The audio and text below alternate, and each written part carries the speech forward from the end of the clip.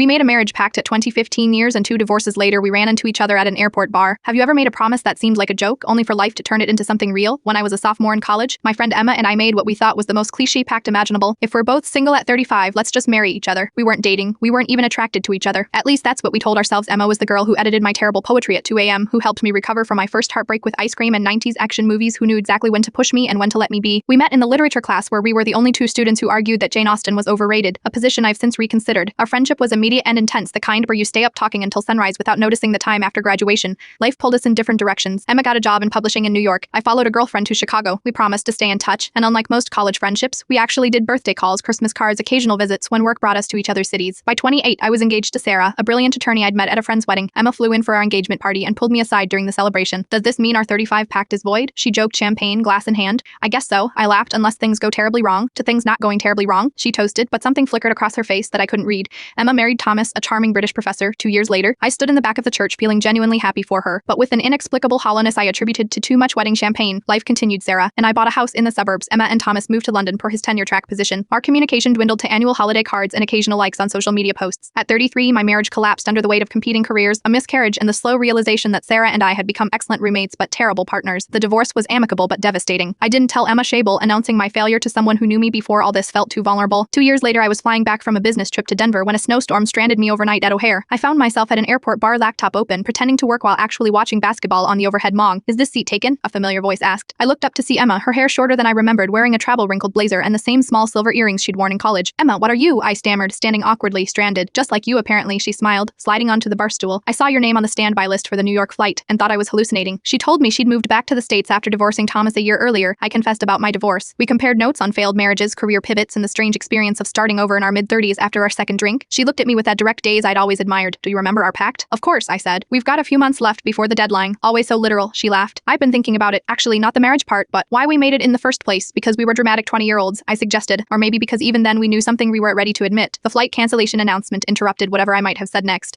We ended up sharing a taxi to the airport hotel, talking until 3 a.m. in the lobby like we were back in college. That was 8 months ago. Yesterday, Emma moved into my apartment in Chicago, not because it's some college pact, but because sometimes life gives you a second chance to recognize what was right in front of you all along. We're not rushing into marriage. We've both done that before. But last week, as we unpacked her books and merged them with mine on the shelves, she found an old copy of Pride and Prejudice I'd bought years ago but never read. "Look at you giving Austen another chance," she teased. "I've learned a few things about second chances," I told her. "Sometimes the promises we make when we're young are wiser than we know, and sometimes it takes a snowstorm and 15 years to find out why."